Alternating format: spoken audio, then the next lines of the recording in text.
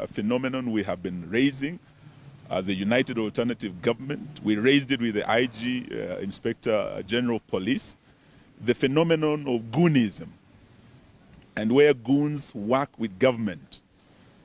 And instead of having a government that is whose cardinal duty is to ensure the security of every Kenyan, wherever you may live, whichever part of the country you may go, your security must be guaranteed by this government. But when the government gets into bed with goons, you no longer have a responsible government under our constitution. What you have is a goonverment, goons and government united as one. In this case, the goons that were used, we now have evidence that are known goons in Kisumu city, and their sponsor is known. And from the evidence we have received, we have confirmed that these goons, whose faces are clearly caught on CCTV, are part of PS Raymond Omolo's team. They have been working with him, they have been seen with him, and even yesterday when they attacked Senator Ososti, those who were sent were told that, oh, these are watu wa mkubwa, these are Raymond Omolo's boys, we can't touch them. We are demanding that PS Raymond Omolo resigns. He is the PS in charge of internal security. He cannot be the PS in charge of goons. And we are not just talking about the goons that attacked our brother.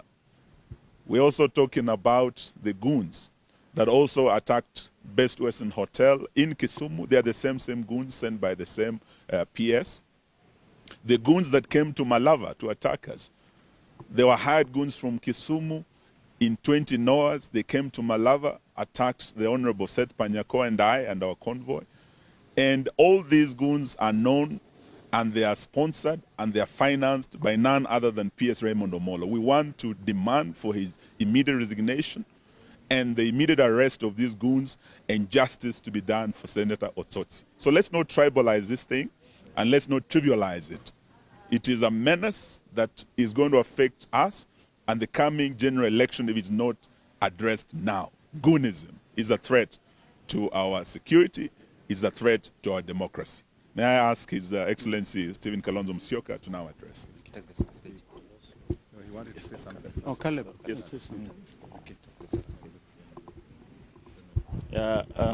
Thank you very much, my seniors and members of the Fourth Estate. Again, it's a sad day in our country.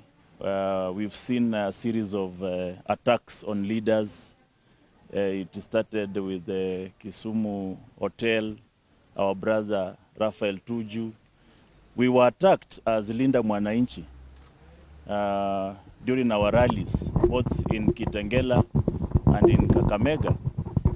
And those who are trying to single out this event, I see some sponsorship across social media to try and portray it as a love affair. When these goons were paraded in Kisumu airport, and the entire Kisumu airport was full of goons, what love affair was there? They are the same goons who wanted to attack the entire team of Linda Mwananchi on our way to Kakamega.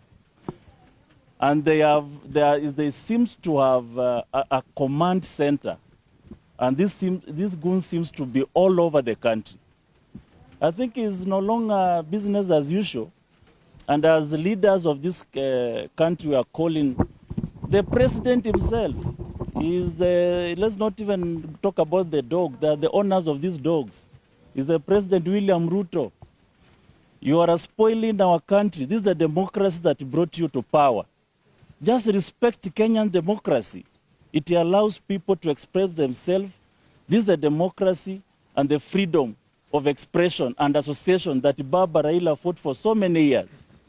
Why do you want to dance over this democracy Baba fought for while claiming to preserve his name? It is a shame, and trying to pit one tribe against the other. This is not a war of tribes. We are telling our brothers from Luo Nyanza and the Luya Nyanza, and the Luyas, we live together as brothers and sisters. Let nobody try to show or try to create animosity between two tribes. It is nothing to do with tribal animosity. It is purely a system that is cracked, a system that is afraid to go home, and a system that is trying to create chaos and anarchy. This is not an anarchical country. This is a country with rules, constitution, order. And we will not allow William Ruto to bring Kenya down into an anarchical state. That one will not allow. And we are here to protect this country kwa vyovyote vile. The young generations have woken up, the Gen Zs are there, and even the Gen Alphas are coming. All generations are going to wake up and send William Ruto home. Thank you very much. On behalf of the Senate, we have condemned and we are condemning the actions against Senator Ososti.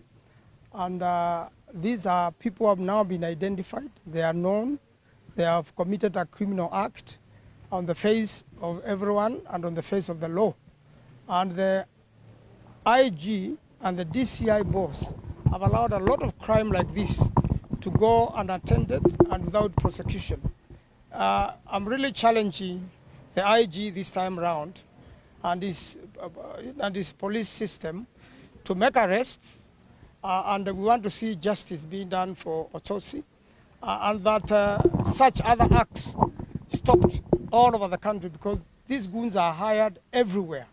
And anyone, on a lot of occasions, shouting one time is either kidnapped or beaten up the same way Ososti was done. And therefore, it's a time now we want to see action. We want to see them in court. And in fact, this is attempted murder on Ososti. And the goons should not be charged with a lesser offense. And in the worst case scenario, for those young people being misused like this, you should know that in an event somebody dies, you'll be charged with murder or manslaughter. And this runs out of the injuries if they run 360 days. You will be liable as a person. So we want to see arrests, we want to see these people charged, and we want to see this end. Finally, for every careless act like this William Ruto is doing, you are losing 1 million votes. Now you are 1 million votes less for attacking Ososti.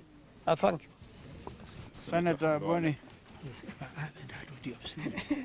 Do you continue first? I speak towards the end. Oh, okay. I haven't heard what you have said, so I don't need to talk. I'll talk. I will guide Senator Khalwale. First of all, we thank God that our friend and brother, Senator Ososti, is alive and recovering well. We continue to thank Karen Hospital for quick action and saving lives. The other day it was, as you can see, our friend Rafa Otuju is recovering. He suffered under police brutality. In fact, was attacked inside the police station. We are still waiting for action. I personally want to see what action the IG and his team will take against those officers who assaulted Rafa Otuju in the presence of a senior counsel, because we are officers of the court, with my own eyes. And I know them, I saw them. Now it is Senator Ososti. We want to tell the people of Vihiga County that your senator is okay. We have seen him, and as my brothers have said, nobody should try to bring a wedge between the Luo community and the Luya community, because these people live together. And it's very easy to see the plot. It will not work. No Kenyan community will agree to be separated from any other community, not just the western region, anywhere else. If we do not embrace the culture of political tolerance, this country will be blown apart.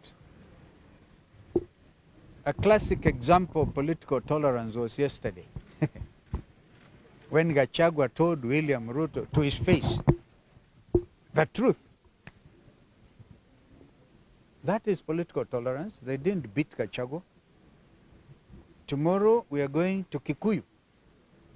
And Gachagua gave in, if people want the notice, to a police station. Gachagua gave notice to the president that the United Alternative Government will be in Kikuyu constituency on Saturday. Tomorrow we're in Machakos. So I want to add my voice to what my brother Eugene has said. Maybe we can give notice, maybe we can say this and the other. But in my view, as a leader in this country, and having seen the clip, and having listened to Senator Ososti, there is absolutely no reason why those individuals who attacked Ososti would not have been apprehended by now. So if they will not have been apprehended by this time tomorrow, we will be on a trail. We're even going now to institute private prosecution against this PS Raymond Omolo.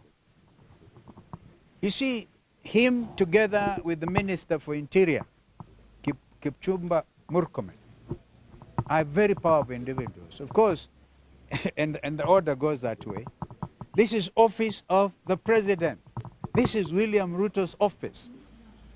And therefore, we hold him to account if he doesn't order arrest of these goons now, and he doesn't ask. We saw him firing people over this fuel scam.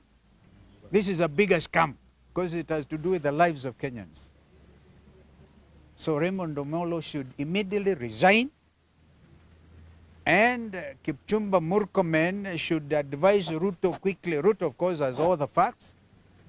They wanted to zone this country so that no opposition leader, alternative government leader, will set foot democratically in Kisumu or Western Kenya.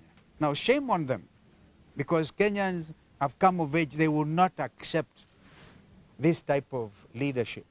So, wajiandae kwenda nyumbani. And this one, Ososti will recover. Why attack him? The man said, you threw me out of a kangaroo NDC of ODM. Nimekubali. Sitaki hata kuzungumza hiyo maneno. This is not the only political party in the country. Why then go on and attack him? So the country stands in solidarity with Senator Ososti. And we want to see, I think, today Senator Manzo and Kalwale are here.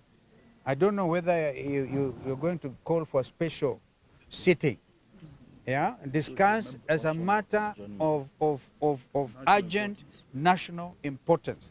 A motion of adjournment both in the Senate and in the National Assembly. Because if you don't do this, today is Ososti, tomorrow is you, Kwanza Kalwale, where they are targeting you. Yeah. You mentioned PS Raymond Omolo. Yeah, to resign immediately. You mentioned him. If he doesn't, we'll go for private prosecution. Yeah. And by the way, we are giving it up to tomorrow. We saw these others who are forced to resign. You know, can resign. And it's a scam. We all know Kenyans are following that fuel scam. Okay? But the whole thing is there. People are saying, they're saying these are Wakubwa's men. Raymond Omolo's name is plainly placed before Kenyans. These are his goons.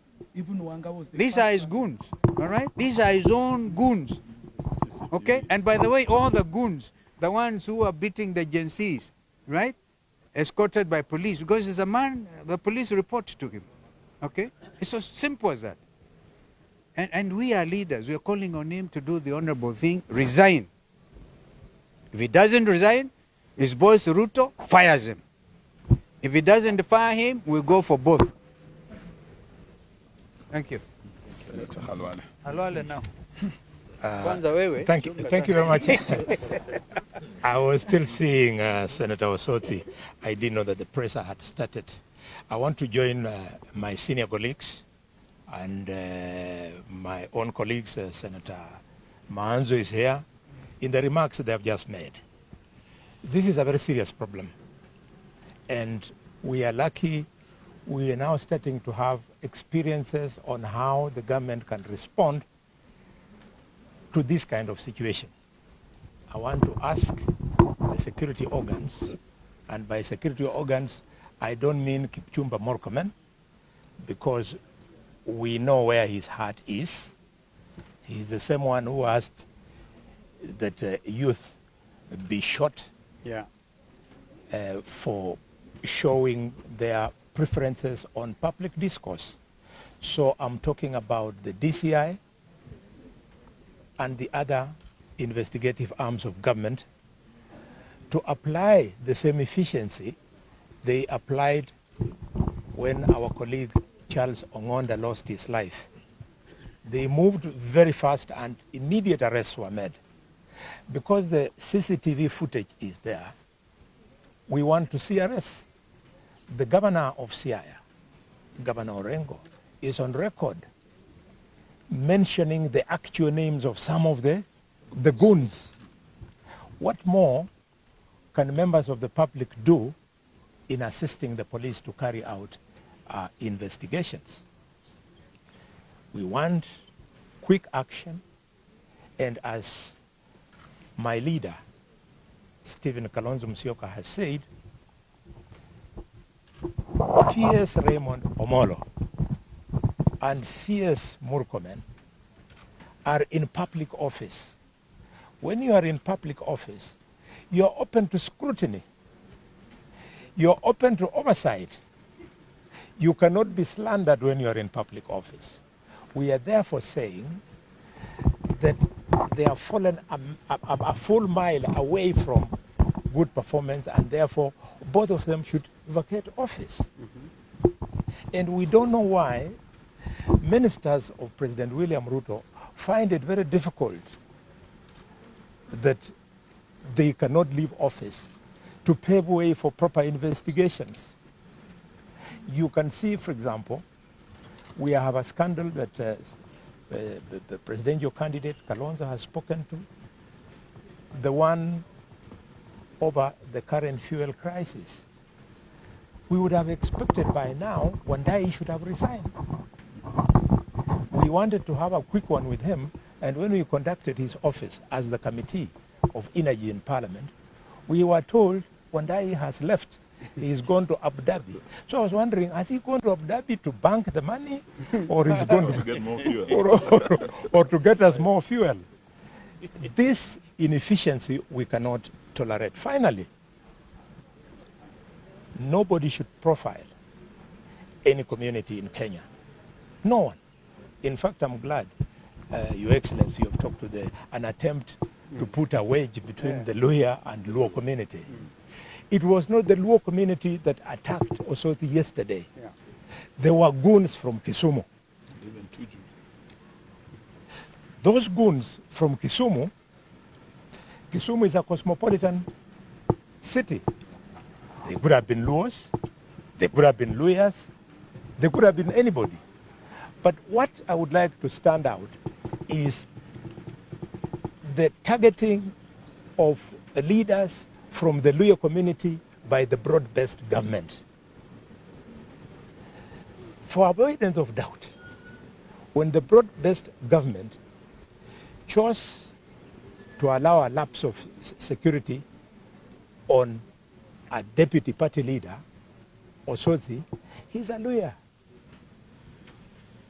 Two, when they forced Dr. Boni Khalwal and threw him out of the office of the leader of the majority, Khalwal is a Luya. Three, when they forced our cowardly brother to dissolve his party ANC, Musalia Mudavadi is a Luya. Five, when Broadbest chose to sack permanent secretaries so as to pave way for room for others from a preferred community, they targeted Professor Kisiangani, a Luya, Samuel Muhati, a Luya. They have targeted and continue. KRA yesterday, they got rid of Humphrey Watanga, a Luya. Today, the Speaker of the National Assembly is under immense pressure to dissolve his party. Not that anybody would cry about it, but Wetangula is a Luya. So broad-based government. If you must do your broad-based shenanigans, don't profile Luyas as a community that is easy for you to target. For your information, that is the community of Wamalo Kijana. That is the community of Masinde Muliro. And before they died, they had given birth to us. That's why on my right, there is the Ebo Eugene Wamalwa. And standing before you is the Ebo bullfighter of Kakamega, Dr. Boni Khalwale. Caleb Amisi is on my left. Ososti is in bed there. Sifuna, you know him. You're wasting time. Even if you eliminate Sifuna, you eliminate Ososti, you eliminate Eugene, you eliminate Khalwale, the point is, our children, and we have many of them, will deal with you, or will deal with your children, or deal with your grandchildren. But not that is not the Kenya we want. We want the country to come together. Colleagues, I had to say this about my community because it truly touches me. Why are they not sacking Kalenjins, for example? Don't tell me that Kipto and Sang were sacked because of the oil sucker. No. They have been taken to the holding zone so as to create choreography that something is being done about the oil sucker. If something was to be done, then straight away they would have started with the minister Wandai. Finally, my brother Tuju, when what happened, I was out of the country. Take it in your stride. You and I, we are amongst the few people here, you and I, who joined Honorable Stephen Kalonzo in Parliament in 2002. We have been around for a while, and we can talk about leadership. Rafael Tuju, stay on there. Speak to the local community. Don't move away from us. Small young people like Raymond Omondi will go. Raymond, let me tell you, once upon a time there was a man in Kenya called Hezekiah Oyugi. He was even mightier than you.